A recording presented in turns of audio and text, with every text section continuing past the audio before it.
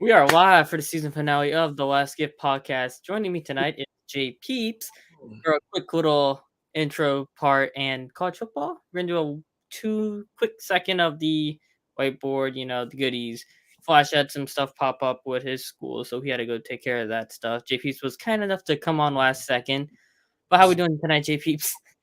Doing pretty good. Doing pretty good. A lot of news going on out there about who's the next head coach of what and everything like that. We're gonna find out this weekend. Yeah, a lot of new faces and new places. A lot of people going into the transfer portal too. A lot of The rumors entire going around too. the entire roster of one particular team is basically in the transfer portal right now. We'll talk about that, and I don't know who we're talking about. All right, but anyway, be a friend, tell a friend, like, share, subscribe. We're running late tonight, so I'm gonna just cut it short on the intro part so we get this thing going. See you on the other side.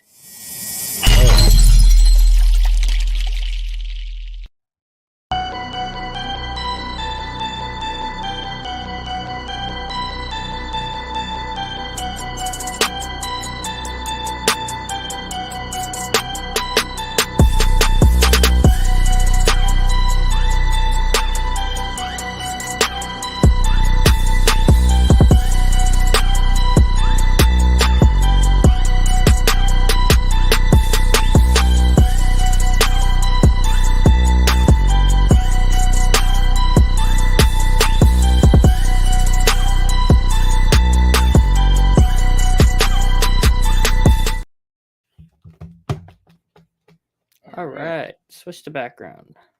Let's get going. I'm only doing 3 scenarios this time: A, B, and Doomsday. A, B, and Doomsday. Okay, I can understand that. I'm not even gonna waste my time with the third one. As we know, let me switch to background here. Where is college football before I get going? There it is. All right. So as we know, we saw LSU get upset by Texas A&M. So we can already cross them off. Doomsday. That's not happening. Scenario L out the book. That ain't happening. What else we got? Ohio State lost, just like Drunk predicted. Shout out Drunk. Michigan. I'm gonna say this right now. Justin Fields was a better prospect than CJ Stroud. Can't confirm. Say it with a straight face. I have some serious question marks about Stroud. I don't think he's him. Like how Fields was him coming out. I mean, I could have told you that, to be honest. I kind of felt like they were going to try to find a way to give him the Heisman. And right now, I don't think anybody really deserves the Heisman. Well, maybe Jordan Travis, but I'm gonna say whenever we get Allison on in 2023, I'm gonna ask you if by then I assume we'll hear if he's entering the draft or if he's gonna stay for his senior year, which I assume he will. I really feel like his personal benefit, he should come back. There's 3 guys in particular I think should stay. I'm gonna talk about that after we get through the scenarios, or mainly Jaden Daniels, Anthony Richardson, and Jordan Travis. Those guys should definitely stay where they are for another year to see if they have that Kenny Pickett or Joe Burrow type leap, albeit they're not going to be on Joe Burrow tier, but they can rise up in the ranks for a much lesser tier quarterback class outside of the top 2 next year with Caleb. But with that being said, TCU undefeated, no shockers there. USC is going to be playing Utah in the Pac-12 championship. Utah has beaten USC once already. Do you think they do it again?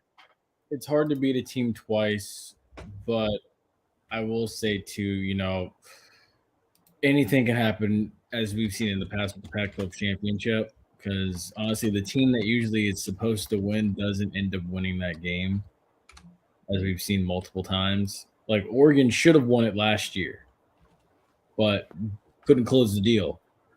Oregon should have been in it. Yeah, Oregon should have been in it this year.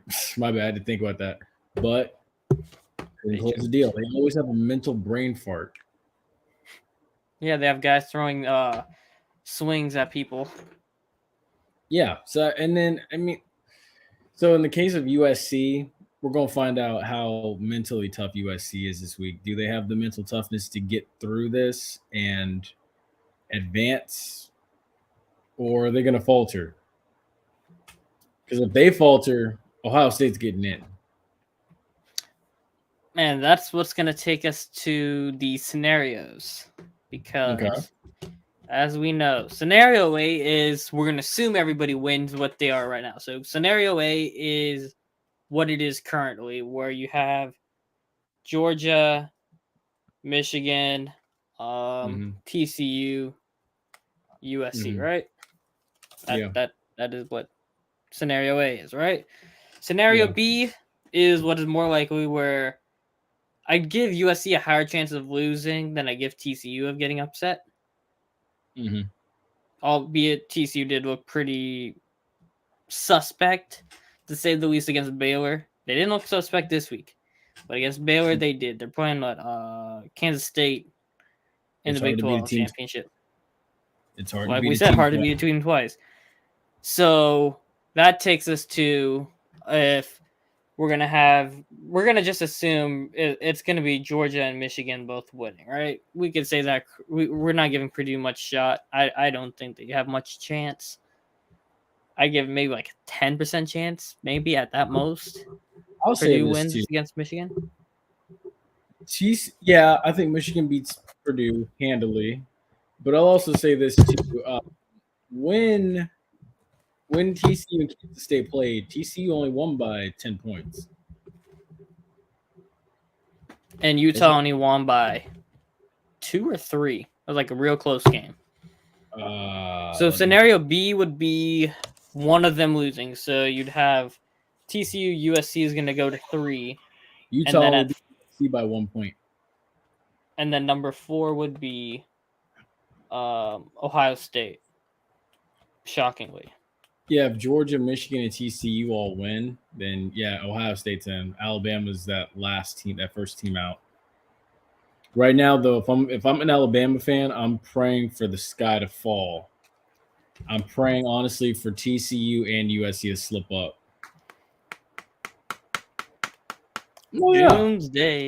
Doomsday, I would have said is all of them losing, but now that LSU has already lost, I don't know. Unless they're just going to play to Raquel, I don't think they beat Georgia. Georgia is going to do to LSU what they did to Tennessee, and that is bully them for 4 quarters. And then out of there with a smile on their face. Michigan, I think they're going to roll into the playoff. I think that I've already put Georgia and Michigan in at this point. Georgia is going to the Peach Bowl, and then Michigan is going out west of the Fiesta Bowl. At 3, if TCU and USC lose, number 3 is Ohio State. Easy. Give me a second. I'm putting that there. Ohio State. Oh, we got a comment going here. Ashton said, "Hey guys, crazy couple of weeks of college football." Yeah, very. It's been crazy. I would have never. Well, actually, we've come a long way from the first whiteboard 3 weeks ago. Let's just say that. Yeah, we did, and we thought we predicted every possible scenario then.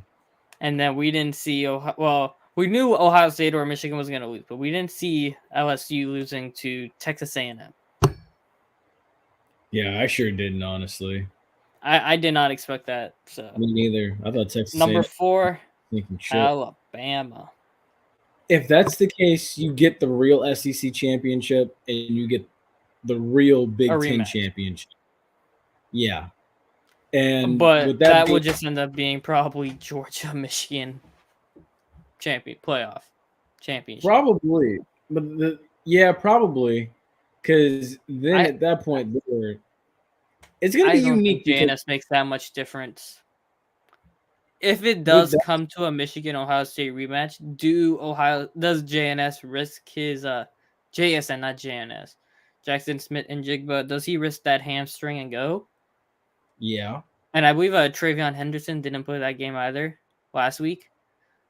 Does he risk it? This reminds me a lot of those old Florida State-Florida rivalries back in the day when the two would meet in the regular season, and then they were so good against each other that they finished like so close together in the rankings that they ended up playing each other in the postseason.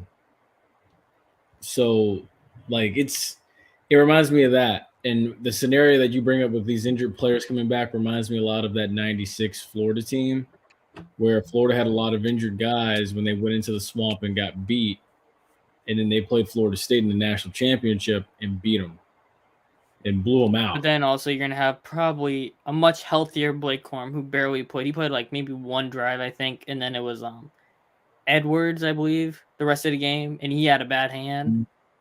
Mm-hmm. So you have to factor that in too. And Ohio State, like they started off good on defense, and then Michigan just found okay, we could beat them in man coverage deep, and then the defense got tired, and you beat them on the ground. They figured them out. Yeah, and they made adjustments. Ryan Day has not made adjustments against Harbaugh since Justin Fields left. Because he can't.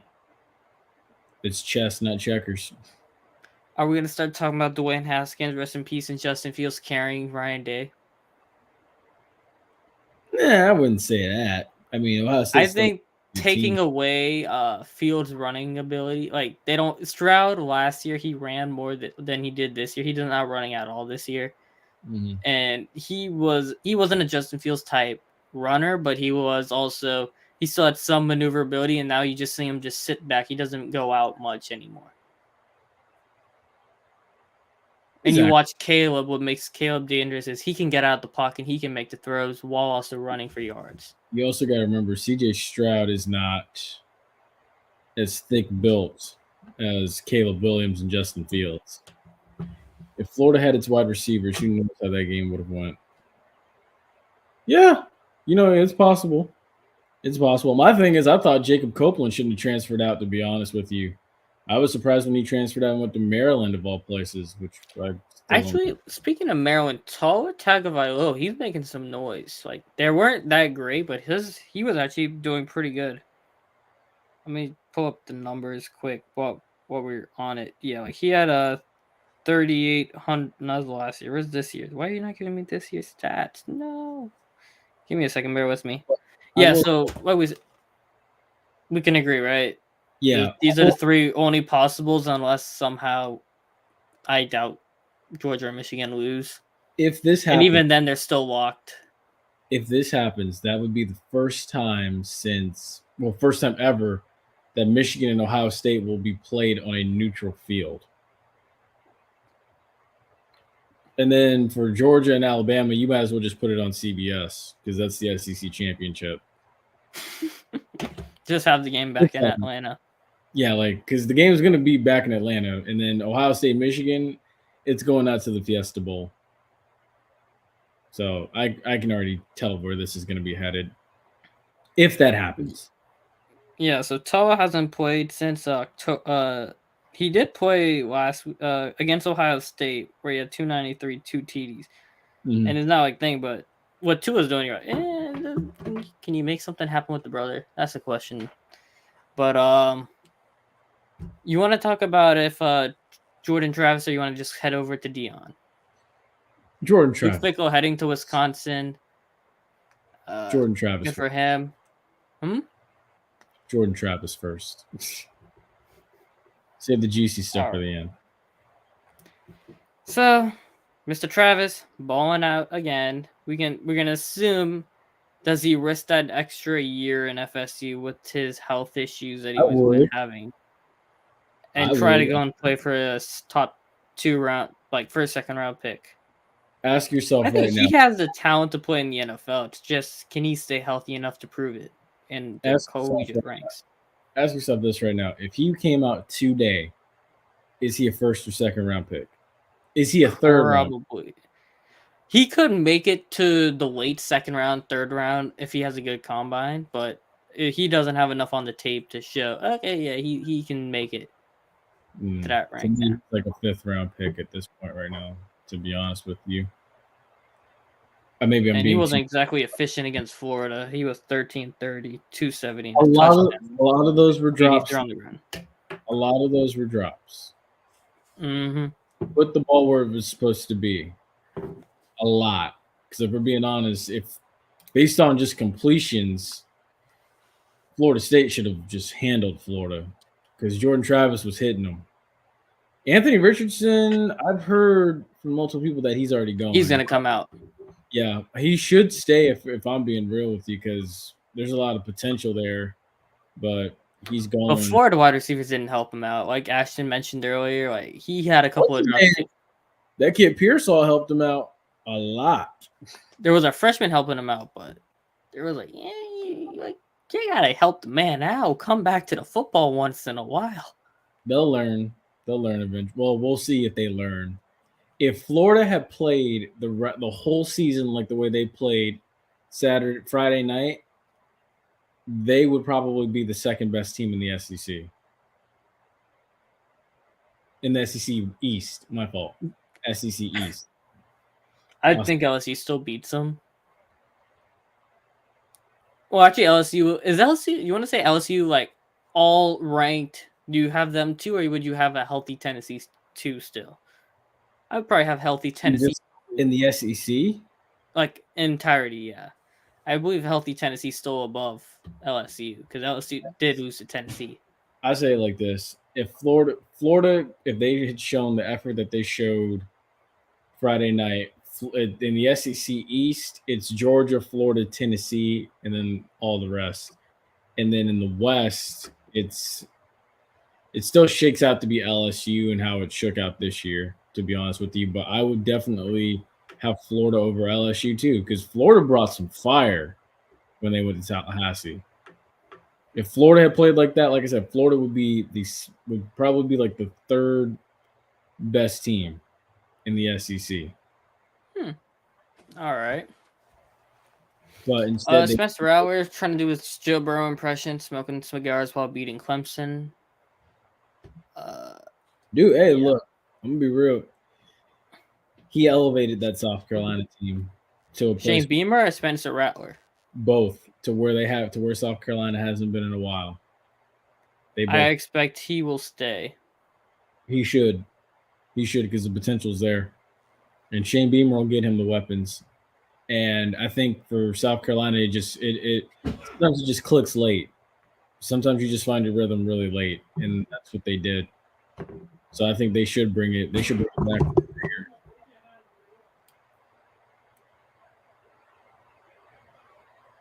Also, too, I was very pleased to see that Hugh Freeze brought in Cadillac Williams and retained him. Now, for the folks that are saying Cadillac Williams should have went to an HBCU, I'm going to give you the honest truth. I like it, honestly. I know some people may not. I like it, but yeah, I'm glad he brought back Cadillac too. But like I said, the people that said Cadillac should have been like offered an HBCU job or gone after an HBCU job, first of all, I'm going to give you the honest, harsh truth. Cadillac wasn't going to an HBCU. Cadillac coached good. I don't think he would have fit HBCU. Not like in the wrong sense. It's just he has shown he could probably coach that level of either Power 5 or Group 5 teams. Exactly. Now, the other thing, too, is did he want the full-time head coaching job? Did he publicly actually say that? Because I have no record of him saying that. So it goes to show, yeah, he's cool being an associate head coach because he is to Auburn what Odell Haggins is to Florida State. The heartbeat that he's the glue that keeps all that together. So I'm happy for Cadillac. What I'm also going to say, too, is someone like Willie Taggart, or oh my gosh, who's another coach out there? The guy that was the interim for Nebraska. Neither one of those guys, I'm sorry, even though I know Terry Sims got fired today, I can't see either one of those guys going to Bethune or Arkansas Pine Bluff because I just realistically, for Willie Taggart's sake, I don't think Bethune can afford him, and I don't think that he'll recruit well if he goes to Pine Bluff. And same can be said for the other dude. So I'm going to be real with you there. So neither one of them is going to an HBCU. I'm sorry. I'm just going to clear that up before anything else. Now, Mr. Ace. That's not about right. Now, Mr. Ace. Yeah. Does Deion become the new USF head coach? Look, I know a lot of people saw JP Peterson's tweet today about the deal and whatnot.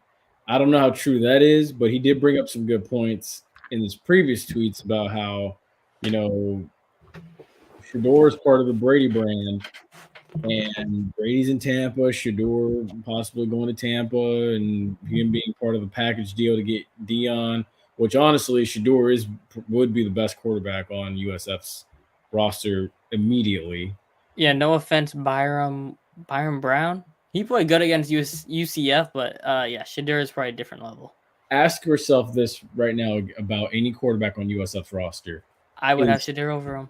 It's easy to play well when you're going against your rival and you're giving it everything you got and the adrenaline's flowing. But can you do that every week? We want Shadur. Would he do that? Would he do what he did against UCF? Would he do that against SMU, Cincinnati? Who else is there out there? Memphis. Rice coming. Rice and Florida Atlantic. Would he do that against all of them? No, he would not. I'm sorry. So yeah, I think Shador would be a fit.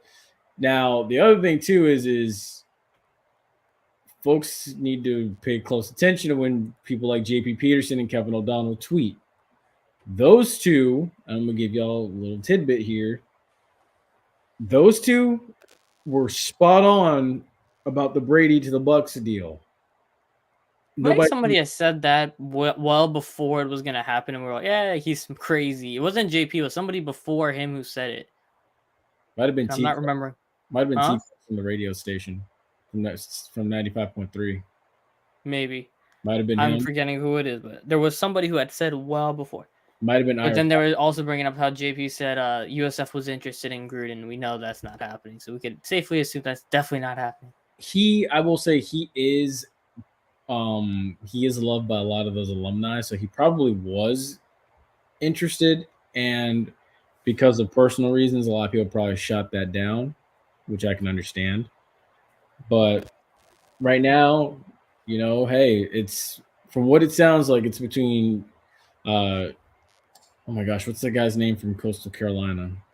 Yeah, I know you're talking about. I am drawing a Jamie. Oh my gosh, what's his name? I'm losing it in my mind. My bad. Let me just pull up the Kevin O'Connell tweet. Oh wait, hold on a second. Not Kevin O'Connell. What's his name? Kevin. Jamie Chadwell. Yeah. It's gonna be either Coastal's head coach or Jamie or Dion. They were saying how Kevin says like Dion might be a little too much for USF to afford, but I'm like, you can make that money back. Let's put it that way. USF would make their money back with whatever they give Dion. They would if he takes it. Now, he has already confirmed he's gotten a couple of offers, not just Colorado. He's subtly confirmed he got the offer from USF. Yeah, essentially. Now, I'm not going to say, I don't know what's going to happen here tomorrow or the next day or Sunday or after. I will say it is interesting. USF said we're going to announce it Sunday. And Dion, you had said, didn't somebody say Dion was going to say he was leaving Jackson State Saturday after the game? I'm not going to confirm or deny that, but that is a rumor. Oh, that's a rumor. You got me saying that now. That's a rumor. I don't know it's true, but it is an ironic timeline. Again, Coastal Carolina. Wait, does Coastal Carolina? Yeah, Coastal Carolina plays this weekend too. They play Troy for the Sun Belt title. Mm-hmm. So Jamie Chadwell. It's one of the two of them, I think. Both your guys are playing this weekend. Somebody is moving on from where they are. I will say this. They brought it up. The coaches USF have hired who have been born or from outside of Florida have not had the level of success in terms of recruiting and like actual team success since a coach that is from Florida, like oh my god, how am I forgetting his name? The one from 07. So that's what was the USF head coach from back when they were good. Willie Taggart, and there was the one before that, back in the BJ Dan. Starts with the L. Who was their head coach in like 07, 10? 07, 2010, that was Jim Lovett. Yeah, Levitt. I knew it started with L and I was drawing a blank. I'm like, ooh, is it Lemke, Levitt? Then I remember like Lemke was the guy we had on the show. Yeah, it was Jim Lovett. Yeah, so it was Levitt and Taggart who are both from Florida who've had success compared to guys like Jeff Scott, Charlie Strong, who were not that good. So if you bring in a guy like Dan, who's going to get the recruitment? If Deion came to USF, you have to think you're going to get the recruitment draw, you're going to get the top player from last year's class, you're going to get a quarterback, and then you'll have the fan base right behind you again, which means you'll have fans coming to games, which will equal more sales in every single department. Will bring more relevance, ads, all the above, attention, and you make your money back. But that's just saying. And then you have Luke Fickell from leaving Cincinnati to go to the Big Ten. So instead of heading to the Big 12 next year, he's going to the Big 10. We'll see how that works out. What do you think about that? Say that again. I'm sorry. I'm so distracted. There's a JSU fan that's trying to be a smart ass right now. Or no, because it's like, oh, did you check your sources about Terry Sims? I told you yesterday. I'm like, well, technically Terry Sims was employed by Bethune-Cookman yesterday before he got fired. So 21 hours after the fact, you came back to be a smart ass. But okay, carry on. I'm sorry. Say that again. All right, Luke Fickell heading to Wisconsin. Instead of heading to the Big 12 in 2 years, he's going to be heading to the Big 10. What are we thinking about that?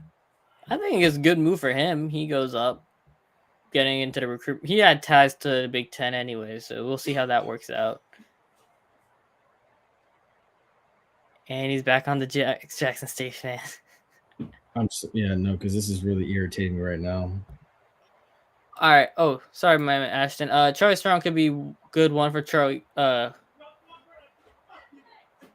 That's another one too, where it's if they had the right administration, I'm gonna be really, even if they had the right administration, I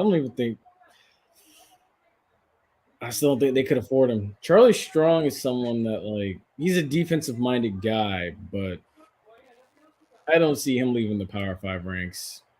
It is the is it Timona, the JSU Timona?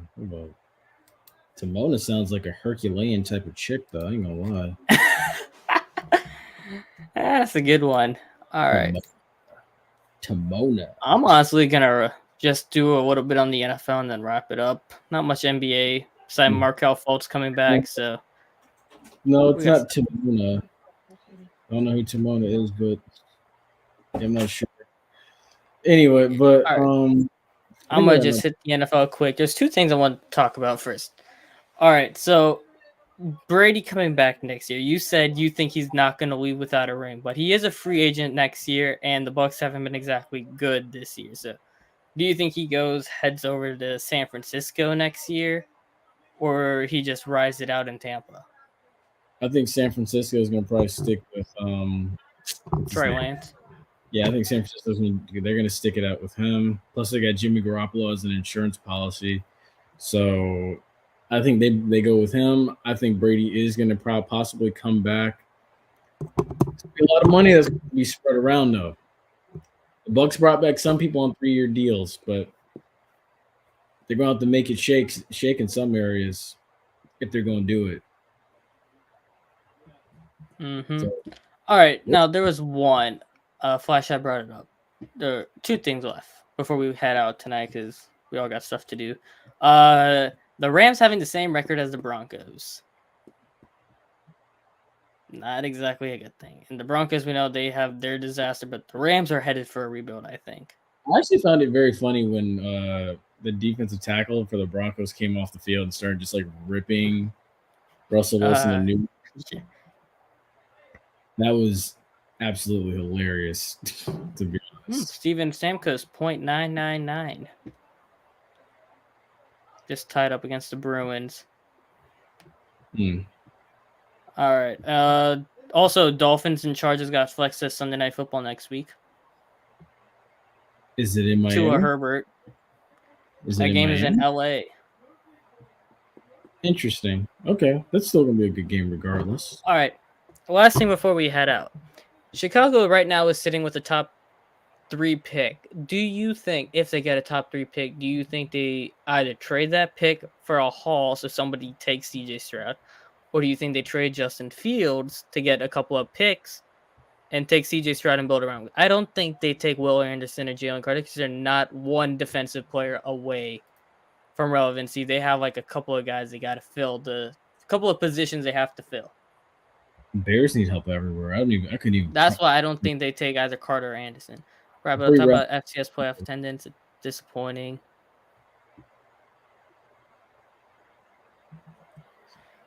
It's not as much as the playoff attendance as much as it's what the money they're bringing to the table. Yeah. For the playoffs. Honestly, like schools like schools like Montana and all them, like they don't attract. They got loyal fan bases, but the loyal fan bases aren't as deep.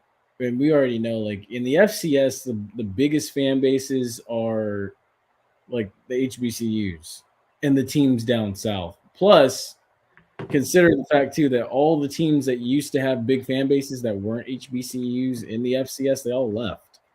They moved up. But I mean, it doesn't surprise me that attendance is low. It really doesn't. It's not even the FCS playoffs doesn't even get that much as far as TV ratings. If I must be honest, and I can confirm that without even looking up like numbers. It just doesn't. Because whenever an HBCU's in it, then it's like, oh, okay, that's pretty cool. We need to watch this then, see what they do. But outside of that, like, let's be real. Like, and Ace, you can actually answer this for me. Aside from the FCS National Championship that's played in Frisco, do you actually watch the FCS playoffs? Exactly. Because we already, and plus 9 times out of 10, we already know who's going to be there. North Dakota State. And somebody else that they're going to outwit in the second half and beat. So, I mean, I'm not really surprised. Pretty much. I'm not surprised by the attendance, to be honest with you. It's about what I thought it would be. But, I mean, I know a lot of people feel some type of way about the playoffs versus Celebration Bowl. My thing is honestly, look, as any chance my team has to get into the postseason, I'm happy to see it. Me personally. All right. I'm gonna do a quick run through before we get back to the Bears thing. Bills Patriots this week. Who you got? I think the Bills get back on their A game. Bills, easily. Yep. Sam Darnold revenge game against the Broncos. They're on bye week this week though. Any quick thoughts on that? He had a revenge. Like he came back. Like he showed Baker out. Essentially, remember Baker got benched back. Darnold came back. Just a little thing. I know Flash was here, but he didn't get. He's not here today to talk about it. Seahawks need to fix their running game before they go anywhere in the playoffs. San Francisco might be cooked, even though they beat the Saints this week because Elijah Mitchell did help a lot in that offense when he played. He got hurt. The offense fell apart again. Just something to keep an eye out for. Chris McCaffrey's got knee injury again. Something to keep an eye out for. Ravens can't win close games, and they keep blowing leads. That's an issue. It's a huge issue. You can't. Marcus Peters need to get his A game back. He's not looked good. Bucs Saints. I mean, I don't have anything to say for that game. That game's gonna be hideous and ugly, and I don't want to watch it because it's primetime Andy. I actually had high hopes that game would mean more at this point from where the last time we saw these two, but I guess we were wrong. But by the way, I meant to ask. How's the USF National Alumni President doing right now? Because I know he's probably on pins and needles right now, waiting for Sunday. He's what? He's hopeful for Dion, but he's not exactly. He thinks you know how he thinks about AD Kelly. Fair enough. I mean, like I said, I think it's going to probably end up being Jamie Chadwell. It probably will be. Yeah, so I'm not gonna get my hopes up. Now we can always speculate and albeit he did build a good program in Coastal, so he did. He may bring the mullets down to Florida, which would definitely. I just don't know about his recruitment tactics for the state, but we'll see how that goes. Yeah. All right. Yeah. So, what was your answer for if the Bears get a top 2 pick? What do you think happens? It's hard because a whole lot need to happen. I mean, they got wide receivers. I'd say you got to just restore the offensive line, beef it up. So, no, but the thing is, do you trade the number 2 pick for a massive haul and get what Miami got for that 3rd pick 2 years ago?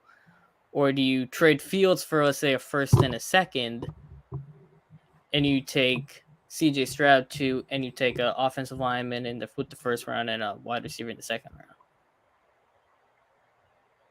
I do the latter. I'd do what Miami did. I think they would do that, except that front office didn't draft Fields, which is my only thing. Like, he's shown he can run the ball efficiently as a franchise guy, but he hasn't thrown the ball exactly well, even though his wide receivers haven't exactly shown up. So I'm halfway hopeful he gets freed from Chicago, but yeah, I don't know. And for Ashton's comment there, what's 3-1 failure on Andy Dalton? Or I don't get it. The 3rd-and-1 failure. Is it on the one where he basically threw the ball into the dirt? Okay, so someone was saying that was Kamara's fault because he hit Dalton on it. But my thing is that was a RPO bubble screen where he fake hands, like he had to decide to hand it off to Kamara or not, except he forgot to look off the linebackers, but we're not going to talk about that. He stuck the ball out. Kamara, faked like he's going to take it, but he didn't take it. But he bumped Dalton, but Dalton didn't reset his hand with the laces, and he put the ball into the ground, essentially. And the people saying Olave should have lunged for that ball is stupid because he would have lost yards on that play. The dirt. So, yeah, I put that on Dalton. That's all I got to say. But we all got things to do. This is going to wrap it up for us. So a short, like a special feature episode for the ending of 2022 for Penalty Talk. Unless something crazy happens and we come back after the championship games and we do have a doomsday, then I'll think about it. JP Peterson tweeted again. What is it? So, it actually came in 2 hours ago at 5:47 p.m. As I stated in my tweet, the deal is not done, but 90% of the big stuff has been agreed to. USF football has stepped up big time. My sources tell me Deion Sanders wanted a 5-year, $25 million. That's an old one though, isn't it? No, this one is the one before was the breaking. This one is the more updated. Oh, okay, yeah, I see it. That was 2 hours ago. Yeah, and from him and $5 million for his staff and full control. That sounds about right. That actually sounds legit. Because that is, remember what Deion said, he got to get his boys secured, his staff secured. $5 million to the staff and full control. That actually sounds legit. I ain't gonna lie, that does sound legit. So I don't know if it's a little too perfect because the world is kind of a little too nice. I'm gonna put this, and I'm gonna wait and see what happens Sunday. If JP Peterson is right, I'm going to work. I'm putting on my hard hat and I'm going to work. On which one you want to have a special episode next week? I have finals. No. We ain't gotta have no special episode. No special episodes if Doomsday happens. I have that reserved for if Doomsday happens. I'll have a Doomsday playoff happens, then we may have to do a special episode. But if not, you ain't gonna see us until the next year of 2023. True. Now, also, too, special announcement before we do get out of here tonight, because I got a few seconds left. There's a possibility Najee Davenport, former Miami Hurricane, may be joining us. Maybe. When? For Butch next year? I don't know if it's next year or if it's sometime around Christmas, but we'll see. It is rumored we're working something out right now behind the scenes. I mean, if Deion comes to USF, I might have to go say, "Hey, I'm a student here. You ever want to come and do some local press?" Honestly, I could see you and Flash doing cartwheels if that happens.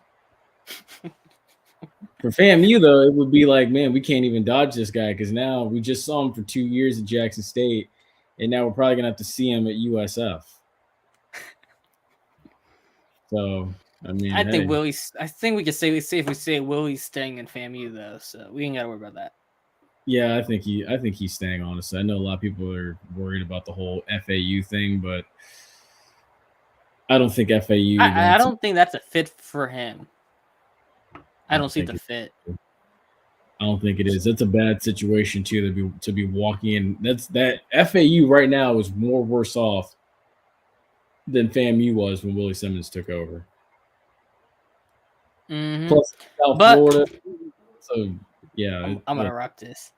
go ahead. But with that being said, thank you from all of us for 2022. We had a great year. We got a great guest this year coming on. I ain't gonna name all the guests.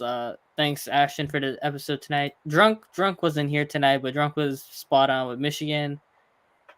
And when the Lightning played St. Louis, I was like, thought about him. So shout out Drunk too and Ashton for the comment section. If you want, make sure you leave a comment if you watch it back for next year's episodes. If you have any suggestions for what we can improve on, make sure you like, share, subscribe, be a friend, tell a friend. If you're on Twitter, retweet it, tell your friends, or subscribe by hitting the profile picture, go into the link in the bio, and smashing that subscribe button. JP, is anything to wrap up for 2022 or not? No, not really. Just have a happy and a safe New Year. That's what I would say. Happy holidays, happy New Year's. Stay safe, stay blessed. We'll see you next year. We got finals to worry about. So yeah, we go. take care. Go steady.